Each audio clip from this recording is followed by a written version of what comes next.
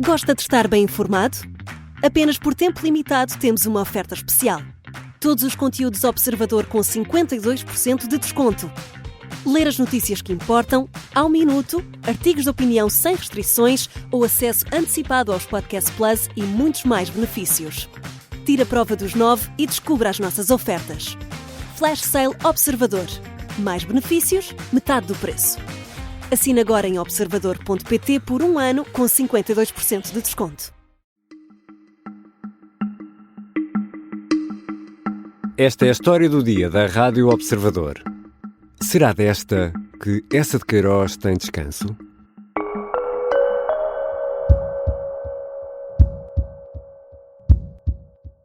O país perdeu a inteligência e a consciência moral. Os costumes estão dissolvidos e os caráteres corrompidos. A prática da vida tem por única direção a conveniência. Não há princípio que não seja desmentido, nem instituição que não seja escarnecida. Ninguém se respeita, não existe nenhuma solidariedade entre os cidadãos. Já não se crê na honestidade dos homens públicos. A classe média abate-se progressivamente na imbecilidade e na inércia. O povo está na miséria. Os serviços públicos vão abandonados a uma rotina dormente. Esta é uma passagem do livro Uma Campanha Alegre, escrito por Eça de Queiroz, publicado em 2 volumes, em 1890 e em 1891, no final do século XIX. É apenas um exemplo da acutilante escrita de Eça, um dos mais importantes escritores portugueses. O processo de transladação dos restos mortais de Eça de Queiroz foi muito atribulado, com uma parte da família contra a ida do escritor para o Panteão Nacional em Lisboa. Envolveu parlamento, tribunais, autarquias e discussões acesas.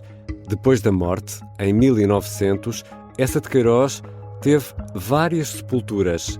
Esta será mais uma. E muitos pensam que crónica escreveria o autor dos Maias sobre mais esta viagem. E é sobre tudo isto que vou conversar com o jornalista da secção de Cultura, António Moura dos Santos.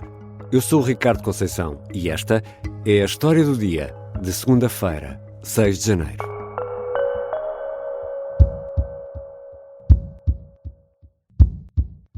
Bem-vindo, António. Olá, muito obrigado pelo convite.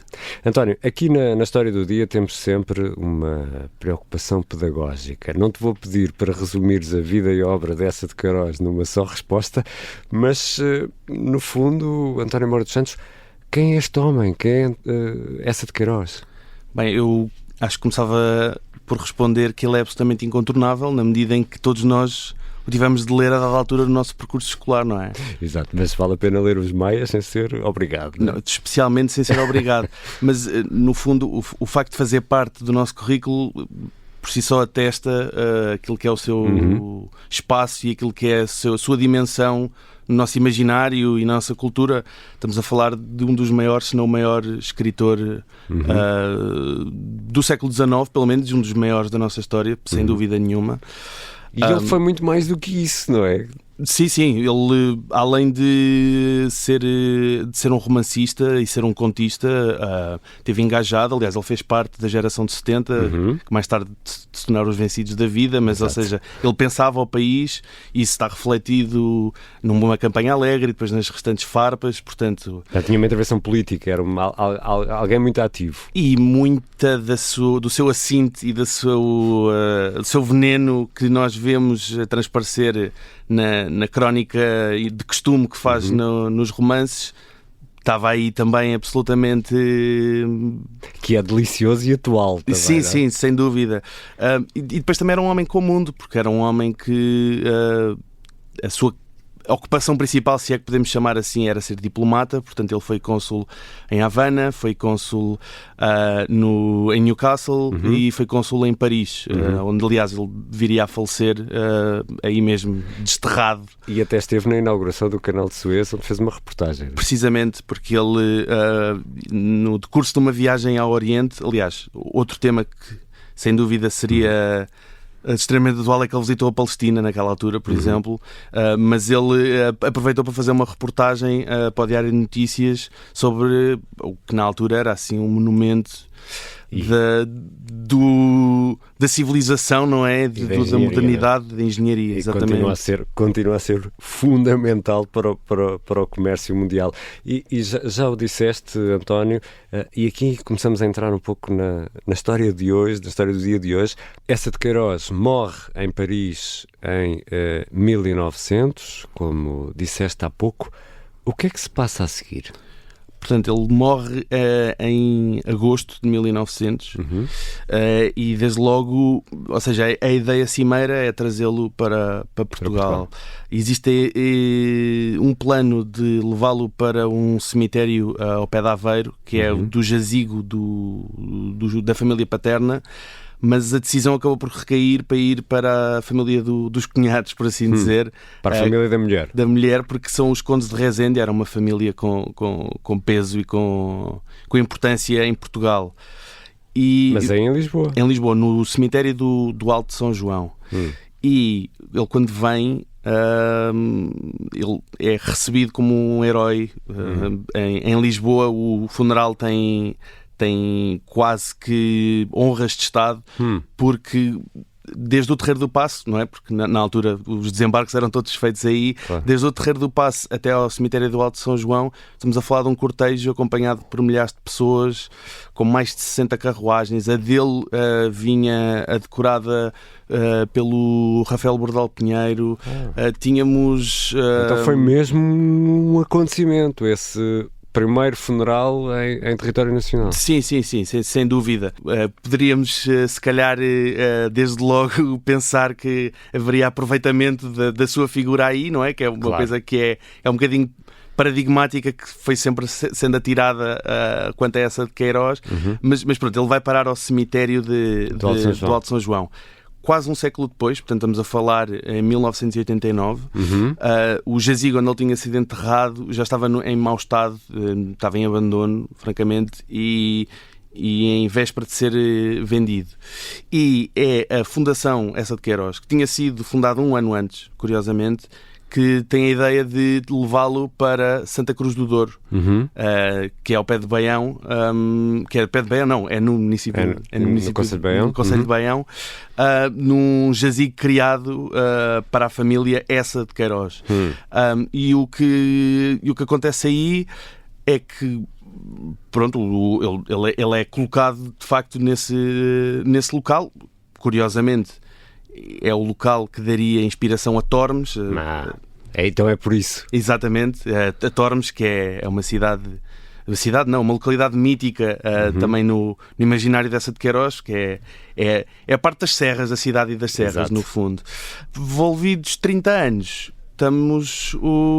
Temos agora a mesma fundação? A mesma fundação a querer ou seja, a promover a ida do corpo do Eça de Queiroz para o Panteão Nacional. Então deixa-me aqui tentar resumir. Morre em 1900 em Paris, é trasladado para Lisboa no início do século XX, com aparato, com cortejo solene pelas ruas de Lisboa. Em 89 é de novo trasladado, mas desta vez para Santa Cruz do Douro, e agora, em 2024, para o Panteão Nacional em Lisboa. Mas a iniciativa é também da Fundação. Exatamente. A mesma fundação que o levou para o Douro. Exatamente. A ideia partiu do escritor Afonso Reis Cabral, que é trineto do Eça de Queiroz. A ideia, no fundo, é de que o Eça é de todos os portugueses e como tal, merece honras de panteão, porque é uma figura incontornável do nosso país. A ideia foi proposta por ele. Na altura, quem liderava a fundação era o pai. Neste momento é ele, sucedeu. O pai também tem um nome que não deixa qualquer margem para dúvidas, Afonso Eça de Queiroz Cabral. E o que é curioso é que há uma ligação local, no fundo, que ajuda a explicar como é que este projeto chega à Assembleia da República. É porque José Luís Carneiro, que foi presidente da Câmara de Baião e foi inclusivamente administrador da Fundação Eça de Queiroz, no fundo assumiu-se como a ponte, e o projeto que é escrito pelo Partido Socialista no final de 2020. Um grupo do Partido Socialista apresenta um projeto de resolução e em janeiro de 2021 é aprovado com total unanimidade.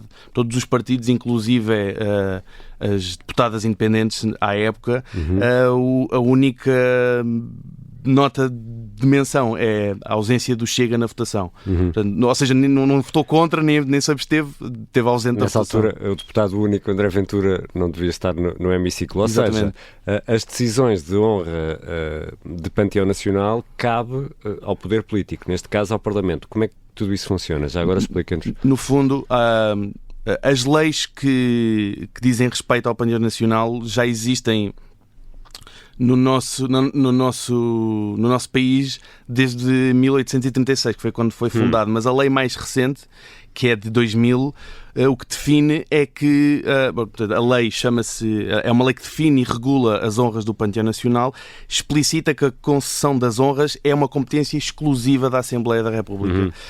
E neste caso, quando foi aprovado esse projeto de resolução, estipulou-se desde logo a formação de um grupo de trabalho composto por representantes de cada grupo parlamentar e por um representante da Fundação Essa de Queiroz. Portanto, este grupo ficaria encarregue, no fundo, de pensar como é que dar-se-ia a cerimónia, quais é que seriam os principais momentos, quando é que ocorreria. É uma competência nesse sentido. E António, já agora explica-me aqui uma coisa, porque ficou um pouco a ideia, no caso de, por exemplo, de Amália Rodrigues e de Eusébio, que tudo isto foi um pouco acelerado, porque a lei previa alguns prazos específicos, não é? Precisamente. Houve uma alteração da lei em 2016, é a alteração mais recente, que muda os prazos em quando é que passa a ser possível trasladar um corpo para o Panteão Nacional. A lei original definia 5 anos. Quando acontecem os casos da Amália Rodrigues e de Eusébio, a lei vigente estipulava 1 ano, portanto, ou seja, só se poderia fazer a trasladação 1 ano após a morte, e esses casos deram asa a alguma discussão relativamente a questões de se não se está um bocadinho a tomar essas decisões ao sabor do acontecimento, do calor do momento, porque é uma figura que acabou de desaparecer. Claro. E a emoção emanada por isso está um bocadinho à flor da pele, e então decidiram 20 anos. Portanto, a lei atualmente estipula que é preciso ter 20 anos de separação entre a morte da pessoa e a sua trasladação para... Uma pequena exceção é se for para uma lápide comemorativa. Aí são 5 anos. Uma pessoa que morra pode ter uma lápide comemorativa 5 anos após a morte. Já voltamos à conversa com o jornalista António Moura dos Santos. E será que Essa de Queiroz queria ir para o Panteão Nacional?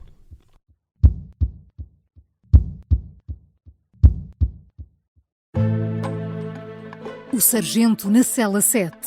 O homem na cela 7 escapou à morte por pouco. Piratinha do ar. Eu já disse que ele só tem 16 anos. Um espião no Kremlin. Esta é a história escondida de como Putin montou uma teia de poder e guerra. O encantador de ricos. Todos queriam estar com ele, todos queriam ser vistos com ele e todos queriam fazer negócios com ele. Operação Papagaio. Dão-lhe a entender que o melhor é que também fique calado. Matar o Papa. Crono não está só disposto a matar, também está disposto a morrer. Um rei na boca do inferno. A mansão da boca do inferno está cheia de espiões e informadores, por dentro e por fora. São histórias que fazem parte dos Podcast Plus do Observador. Pode ouvir no site do Observador, nas plataformas de podcast e no YouTube. Podcast Plus é mais do que um podcast. Estamos de regresso à conversa com o jornalista António Moura dos Santos, da secção de cultura do Observador. António, o país curva-se perante essa de Queiroz, há elogios públicos. Bom, também há uma equipa outra equipa Camilo Castelo Branco, mas não vamos por aí, se calhar neste episódio da História do Dia fica para outro. Mas a polémica sobre a transladação nasce na própria família. Sim, em larga parte sim. O que acontece é que a lei portuguesa define que o destino que se dá determinado aos restos mortais de uma pessoa primeiro vem do testamento, depois vem dos familiares vivos, etc, até chegar a um ponto que são os herdeiros e os familiares. E essa aqui há muitos? Há 22 bisnetos. 22 bisnetos? 22 bisnetos.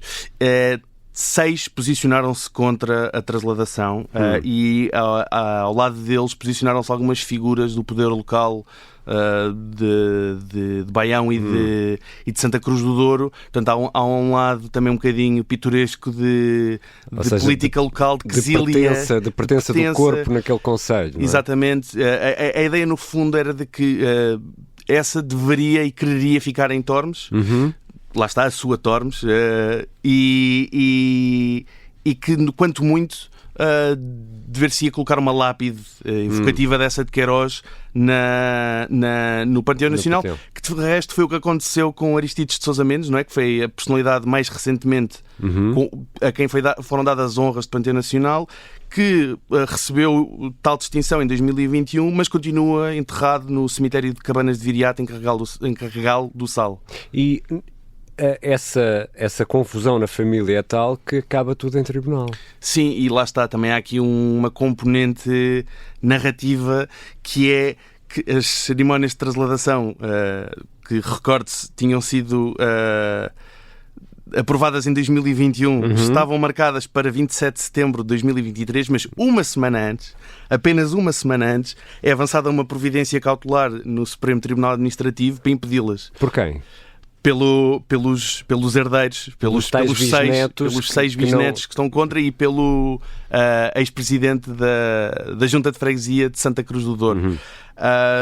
O que acontece é que o Tribunal, logo a 25 de setembro, portanto 2 dias antes da suposta cerimónia acontecer, delibera que não haveria razão para travar a transladação, mas como era preciso haver uma decisão final e essa demoraria mais algum tempo, e foi o que aconteceu, a decisão final só veio a 19 de outubro, a cerimónia teve de ser adiada.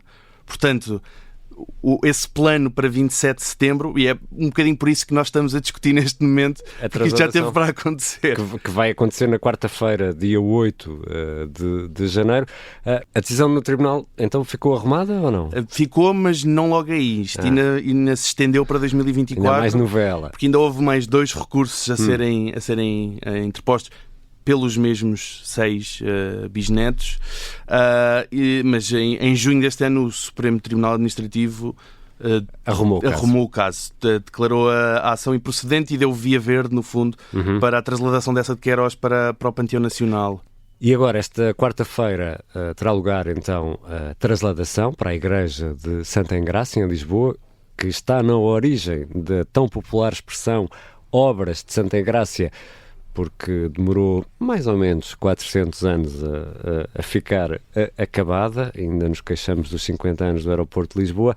O que é que vai acontecer na quarta-feira, António? Bem, a questão das obras de Santa Engrácia, não é? Ao que nós estamos habituados da legislação ou dos processos, do ritmo da justiça portuguesa, se calhar ainda estaríamos a discutir o que é que ia acontecer, mas felizmente teve telhado na década de 60 do século passado. Exatamente. Então, tendo já havido um fim de semana de homenagem a essa de Queiroz, organizado pela Fundação com o mesmo nome, não é? Portanto, em Baião. Inclusivamente este domingo a urna teve em câmara ardente no átrio principal da casa, inclusivamente teve guardado por uma organização que é a Confraria Queirosiana, portanto está todo um cerimonial, e esse cerimonial, no fundo, estende-se para o que vai acontecer em Lisboa, porque, como aconteceu com outras honras de Panteão, há um cerimonial que é relativamente semelhante quando acontecem este tipo de honras. Portanto, há uma escolta, há a presença do Presidente da República e do Presidente da Assembleia da República. Há discursos? Há discursos numa fase posterior. Primeiro, há um momento de solenidade em que é colocada, inclusivamente, a urna é retirada, é colocada num braque cerimonial, funéreo, agora não me lembro exatamente do termo, e é colocada a bandeira nacional por cima, e depois há um cortejo a cavalo que segue desde São Bento até... Desde o Parlamento até ao Panteão Nacional. Lá vai haver o elogio fúnebre de Afonso Reis Cabral e discursos de Marcelo Rebelo de Sousa e José Pedro Aguiar Branco, portanto, Presidente da República e Presidente da Assembleia da República, como é costume.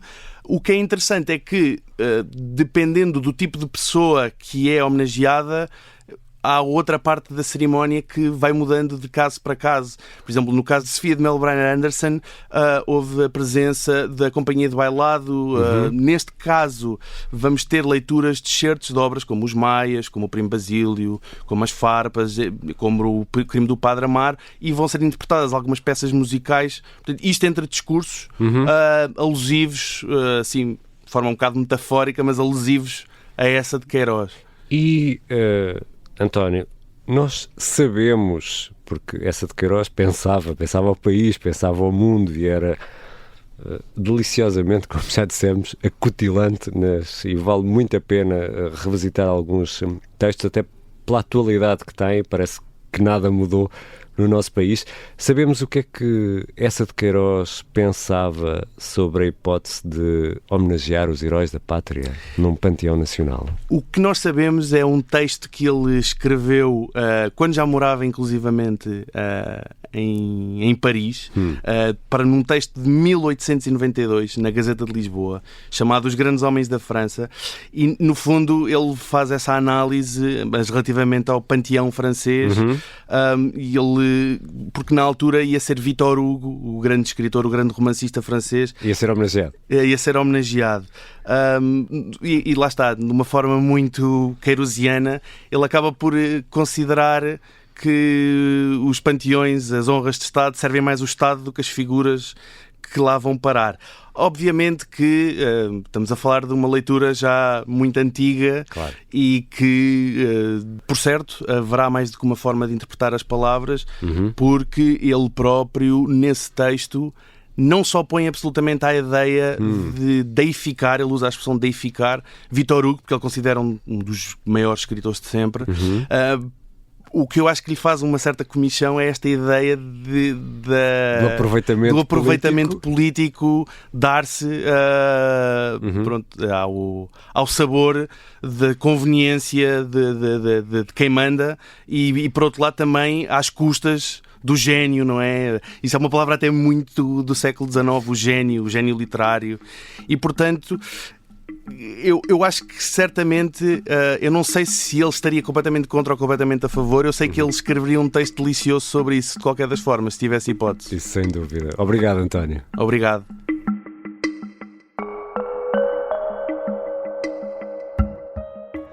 António Moura dos Santos é jornalista da secção de Cultura do Observador. Esta foi a História do Dia. O texto que ouvimos no arranque foi lido por Sara Antunes de Oliveira. A sonoplastia é do Pedro Oliveira, a música do genérico do João Ribeiro. Eu sou o Ricardo Conceição. Até amanhã.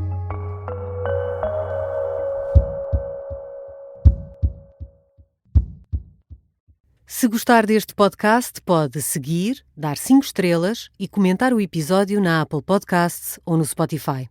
Pode também subscrever e gostar no YouTube. Assim recebe uma notificação sempre que houver um novo episódio.